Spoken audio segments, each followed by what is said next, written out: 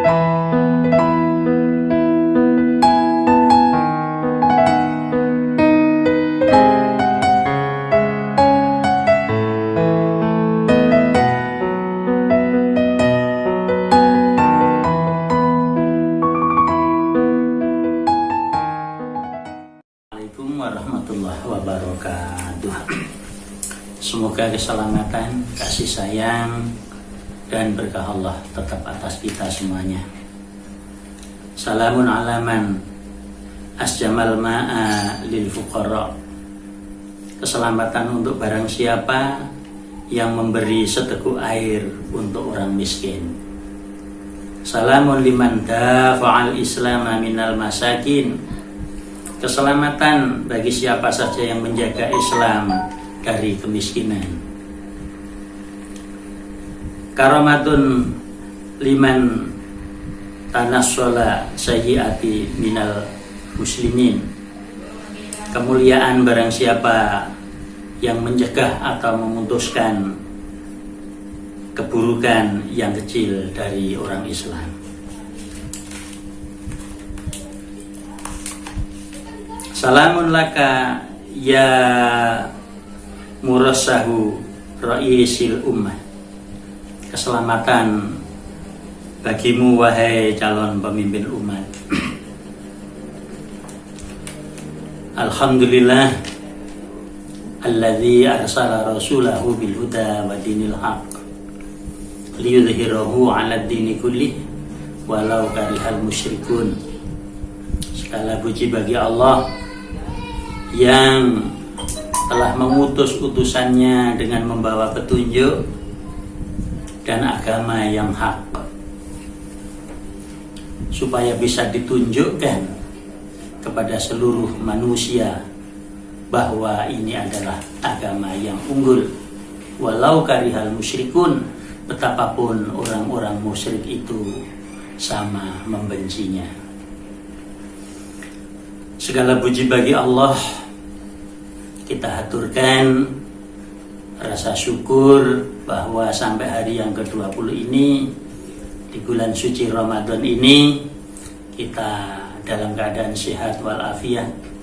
Mudah-mudahan dalam kondisi darurat COVID-19 kita tetap bisa menjalankan ibadah puasa dengan seluruh rangkaian-rangkaiannya, dan mudah-mudahan diterima amal ibadah kita di sisi Allah Subhanahu wa Ta'ala. Yang kedua, kita tetap berpesan sebagaimana Allah firmankan, wa tazawwadu, dan hendaklah kalian segera mencari bekal. Fa inna khairaz zati taqwa, maka sesungguhnya sebaik-baik bekal adalah takwa. Oleh karena itu Allah menegaskan kembali, ya ayyuhalladzina amanu taqullah, wahai orang-orang yang beriman, hendaklah kalian semuanya bertakwa kepada Allah haqqa tuqatih, dengan takwa yang sebenar-benarnya. Wala tamutunna illa wa antum muslimun, dan jangan sekali-kali kalian mati melainkan dalam keadaan Islam. Ibnu Abbas dalam riwayatnya menerangkan bahwa yang dimaksud haqqa tuqatih, takwa yang sebenar-benarnya itu adalah yang pertama, senantiasa taat kepada Allah dan Rasulnya. Yang kedua, senantiasa ingat, senantiasa menyebut, senantiasa berzikir kepada Allah Subhanahu wa Ta'ala di setiap saat dan setiap waktu. Dan yang ketiga adalah mau selalu bersyukur atas nikmat-nikmat Allah yang diberikan kepada kita. Saudaraku yang dimuliakan Allah Subhanahu wa Ta'ala, dalam kajian ini dengan tema kategori zakat yang ma'ruf, yang makruf. Ini kalau ndak bisa kepleset, jadi padahal itu adalah makruf, bisa menjadi ma'ruf atau makruf, ya. Nah, jadi yang betul adalah ini adalah salah satu mabadiul khamsah itu. Jadi selain ada wajib, kemudian ada sunnah, ada haram, ada mubah, ada makruh. Nah, itu ya. Bukan ma'ruf ya, tapi makruh. Nah, jadi kalau wajib sebagaimana kita tahu adalah perbuatan yang diperintahkan oleh Allah kalau dilaksanakan mendapatkan pahala. Kemudian sunnah itu adalah perbuatan yang apabila dilaksanakan itu mendapatkan pahala, ditinggalkan tidak mengapa. Kemudian kalau haram itu adalah hal yang dilarang oleh Allah.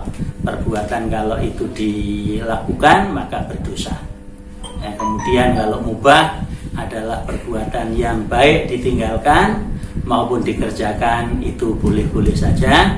Tetapi kalau yang makruh, makruh asalnya dari kata kariha, yakrohu, itu artinya benci. Maksudnya adalah perbuatan yang apabila dilakukan itu tercela, kemudian kalau ditinggalkan itu tidak mengapa. Nah, terkait dengan kajian kita adalah kategori zakat yang makruh. Nah, dalam hal ini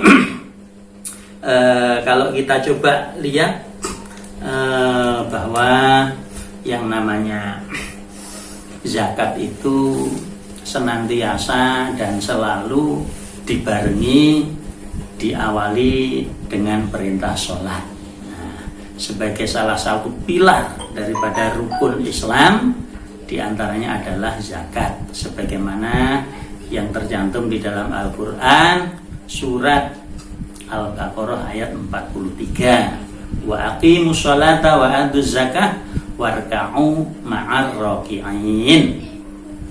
Dan tegakkanlah sholat serta tunaikan zakat dan rukuklah bersama orang-orang yang rukuk. Yang kedua, surat Al-Baqarah juga ayat yang ke-110, wa aqimus sholata wa atuz zakah. Nah, ternyata kalau kita lihat, kita telaah lagi, sebenarnya ini menunjukkan keutamaan yang lebih utama lagi. Nah, kalau tadi sholat itu juga sudah utama, tetapi ini kalau kita lihat munasabatul ayat, itu yang ada di dalam Al-Quran surat Al-Baqarah ayat 165, sebagai wujud kecintaan kita kepada Allah. Itu adalah pernyataan tidak ada Tuhan yang patut disembah kecuali Allah. Maka orang-orang yang beriman itu amat sangat cintanya kepada Allah. Walladzina amanu asyaddu hubban lillah. Orang-orang yang beriman itu amat sangat cintanya kepada Allah. Akan tetapi ternyata ayat ini diawali dengan kecintaan kepada selain Allah. Lah, kepada selain Allah itu termasuk harta, kedudukan, pangkat. Kalau itu amat sangat dicintai, bahkan bisa melebihi cintanya kepada Allah, maka inilah yang harus dan patut menjadi implementasi, bahwa kalau kita cinta kepada Allah itu harus diwujudkan, ditunjukkan, diwujudkan dengan kecintaan kita terhadap perintah untuk kita menunaikan harta yang paling kita cintai. Maka di sana disebutkan wa min dunillahi wa minan nasi may yattakhidhu min dunillahi andada yuhibbunahum ka hubbillah. Dan ada sebagian manusia itu yang menjadikan selain Allah itu amat sangat dicintai. Padahal Allah mengatakan walladzina amanu, sedangkan orang-orang yang beriman itu amat sangat cintanya kepada Allah. Asyaddu hubban lillah. Nah, makanya untuk menunjukkan bahwa kita cinta kepada Allah itu, maka seharusnya implementasinya adalah bagaimana kita bisa menunaikan harta yang paling kita cintai itu untuk ditunaikan atau diberikan kepada yang berhak. Nah, dalam hal ini disebutkan ada 8 asnaf, yaitu orang yang berhak menerima zakat. Nah, itulah zakat mal. Jadi zakat harta yang wajib kita tunaikan ternyata menduduki posisi tidak hanya sebagaimana selama ini kita pahami dekat dengan sholat, tetapi ternyata ini adalah ujian wujud cinta kita kepada Allah, yaitu dengan memberikan harta yang paling kita cintai, yaitu zakat, sebagaimana disinyalir dalam surat Al-Baqarah 165 tadi. Nah, 8 asnaf tadi itu sebagaimana yang ada di dalam surat At-Taubah ayat 60, innamas shodaqatu lil fuqara'i wal masakin wal amilina 'alaiha wal mu'allafati qulubuhum wa fir riqab wal gharimina wa fi sabilillahi wa banis sabil fariidatan minallah. Sesungguhnya zakat-zakat itu diperuntukkan satu bagi fakir, miskin, kemudian bagi para pendistribusi zakat atau yang disebut dengan amil, kemudian untuk para mu'alaf, kemudian untuk memerdekakan budak, kemudian untuk orang yang terlilit utang, kemudian untuk fisabilillah, dan terakhir untuk ibnu sabil, artinya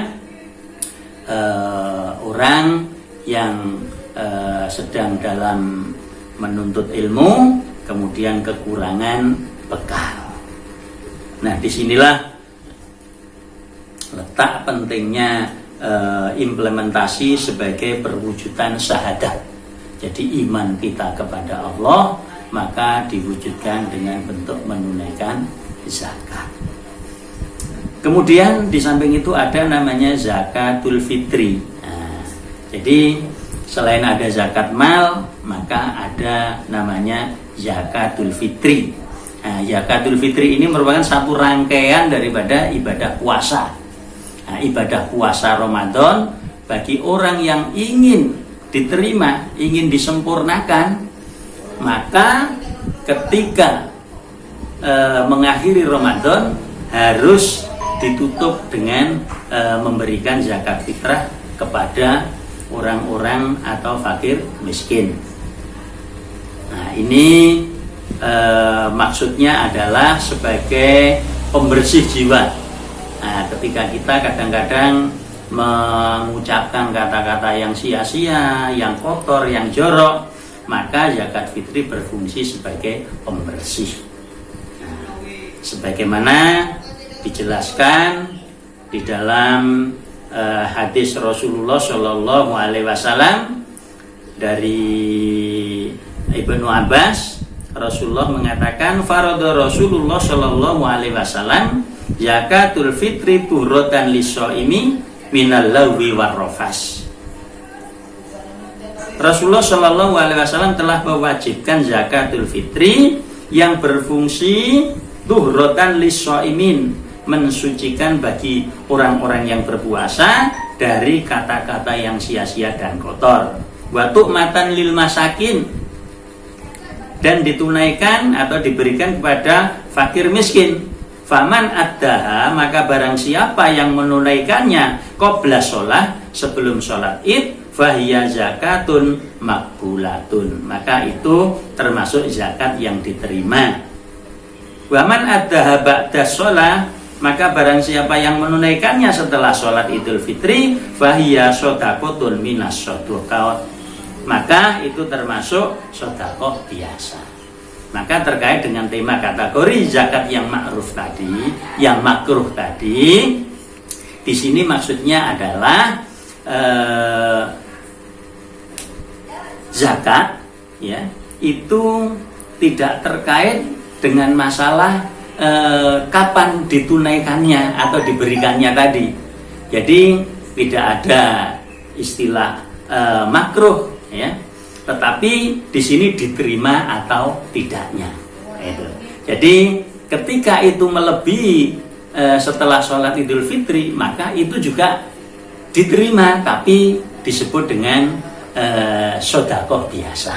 Itu. Jadi, nah terkait dengan makruh itu adalah ketika itu terjadi dengan cara pemberiannya.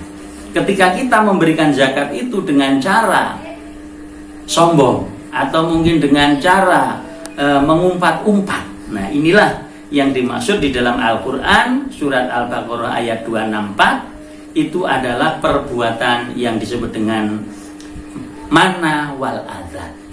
Sebagaimana Allah sampaikan, ya ayyuhalladzina amanu, wahai orang-orang yang beriman, la tubdilu shadaqatikum bil manni wal adza. Wahai orang-orang yang beriman, janganlah engkau rusak zakat atau sedekahmu dengan bil manni wal adza. Nah, bil manni itu artinya adalah yaitu memberikan zakat atau sedekah tadi itu dengan cara yang sombong atau ujub atau pamer. Nah, kemudian adza itu dengan cara merendahkan, menggunjing atau dengan cara mengumpat-umpat pemberian itu. Nah, inilah yang dimakruhkan di dalam hal ini. Saudaraku yang dimuliakan oleh Allah, karena betapa pentingnya zakat ini, maka sebagai ukuran kita ini beriman atau tidak, kita ini bakhil atau tidak, maka Allah Subhanahu wa ta'ala mengingatkan kepada kita supaya kita itu benar-benar menunaikan zakat. Kalau tidak, maka Allah Subhanahu wa ta'ala memberikan ancaman kepada kita. Ancaman itu berupa kita nanti oleh Allah Subhanahu wa ta'ala akan disiksa dengan azab yang sangat pedih. Bahkan kemudian kita nanti akan dimasukkan ke dalam neraka jahanam. Kemudian harta itu akan disetrikakan ke mukanya, ke lambungnya, sampai juga ke punggungnya. Kemudian harta itu akan mengatakan kepada orang yang memilikinya tadi, hadza ma kanastum li anfusikum fadzuqu ma kuntum taknizun. Inilah harta yang dulu pernah kamu simpan, tidak kamu keluarkan. Fadzuqu, maka rasakanlah ma kuntum taknizun, terhadap harta yang pernah kamu simpan itu. Kemudian dijelaskan di ayat lain, surat Ali Imran ayat 180, bahwa orang yang tidak mau mengeluarkan zakat itu adalah orang yang bakhil. Maka nanti di neraka jahanam harta itu akan dikalungkan di dalam neraka jahanam. Allah mengatakan, wala yahsabanna alladzina yabkhaluna bima atahumullahu min fadlih wa khairul lahum bal huwa syarrul lahum. Dan janganlah kamu mengira orang-orang yang bakhil terhadap apa yang telah Allah berikan sebagai anugerah, huwa khairul lahum, itu adalah baik bagi mereka, bal huwa syarrul lahum, akan tetapi itu adalah jelek. Sayutawwaquna ma bakhilu bihi yaumal qiyamah, kelak harta itu semuanya akan dikalungkan ma bakhilu, terhadap apa yang mereka kikirkan pada hari kiamat. Walillahi mirasus samawati wal ard, dan bagi Allah lah warisan yang ada di langit dan di bumi. Wallahu bima ta'maluna khabir, dan Allah mengetahui apa yang kamu lakukan. Saudaraku yang dimuliakan Allah Subhanahu wa ta'ala, ini adalah peringatan terakhir. Mudah-mudahan dengan kita mengkaji secara lebih mendalam dan lebih luas, maka kita akan mendapatkan pemahaman yang cukup, sehingga ketika kita memiliki kemampuan, maka kita segera menunaikan zakat. Apabila zakat mal kita telah memenuhi nisab dan haulnya, maka wajib kita keluarkan. Kemudian apabila kita zakatul fitri adalah pada saat kita memiliki kemampuan makanan pokok, maka juga wajib kita keluarkan. Mudah-mudahan kita terhindar dari siksaan Allah bagi orang-orang yang tidak mau menunaikan zakat ini. Dan yang terakhir, mudah-mudahan dengan kita menunaikannya, maka kita tunaikan dengan sebaik-baiknya, sehingga kita tidak melakukan perbuatan yang makruh. Yang makruh tadi adalah perbuatan yang dibenci oleh Allah, yaitu melakukan atau memberikan zakat tetapi dengan cara menunjukkan kesombongan, keangkuhan dan pameran, dan juga dengan cara menghina atau merendahkan orang lain, bahkan dengan menggunjing. Itulah peringatan Allah supaya kita menjauhinya. Mudah-mudahan peringatan dari Allah, surat Al-Baqarah 264 ini, ya ayyuhalladzina amanu la tubdilu shadaqatikum bil manni wal adza, bisa kita jauhi. Semoga Allah meridhai kita semuanya dan menerima amal ibadah kita. Wabillahi taufiq wal hidayah wal afu minkum. Wassalamualaikum warahmatullahi wabarakatuh.